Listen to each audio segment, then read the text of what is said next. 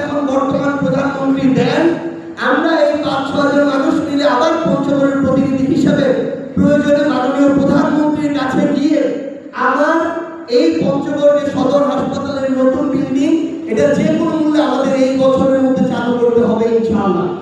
এবং যেহেতু আমাদের একজন স্টেট মিনিস্টার আছেন, ওনাকে এই দায়িত্বটা নিতে হবে, এই নেতৃত্বটা দিতে হবে।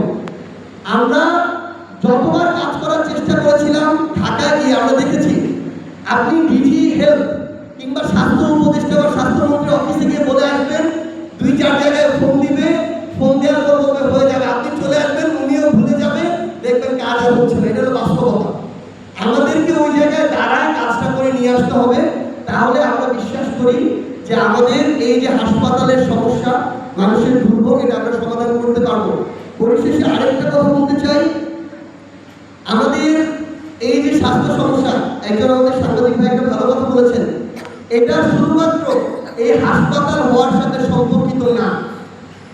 প্রত্যেকটা রোগ এখন যেভাবে ক্যান্সার ছড়াচ্ছে, আমাদের হয়তো পঞ্চগড় জেলার অসংখ্য মানুষ আছে টেস্ট করায় না দেখে ধরা পড়ে না, টেস্ট করাইলে আমার মনে 100-তে 10 জন মানুষের ক্যান্সার রোগ ধরা পড়বে। যেভাবে ডায়াবেটিস ধরা পড়া শুরু করেছে, ক্যান্সারও একইভাবে ধরা পড়া শুরু করবে। এটার জন্য আমাদের পুরো পঞ্চগড়ের কিছু গুরুত্বপূর্ণ সংস্কার দরকার।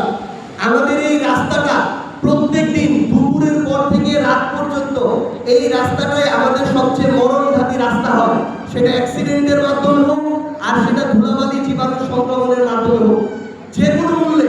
আমি এটা আমাদের বর্তমানে যিনি রোডস এন্ড হাইওয়ে মন্ত্রী আছেন, প্রতিমন্ত্রী আছেন, দুইজনই খুব আমাদের ঘনিষ্ঠ মানুষ, রাজপথের মানুষ।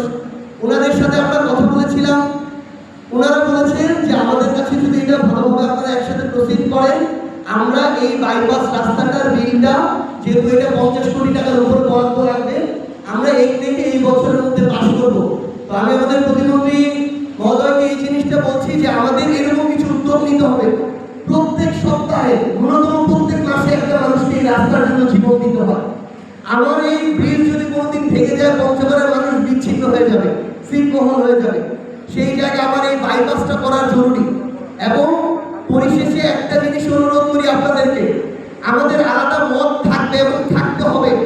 যেদিন আলাদা মত থাকবে না কিংবা আলাদা মতকে কন্ট্রোল করা হবে, ওই দিন ক্ষমতাসীন যে কোনো দল বলি, সরকার বলি, আর লাইনে থাকবে না। এই জন্য যারা বর্তমান ক্ষমতাসীন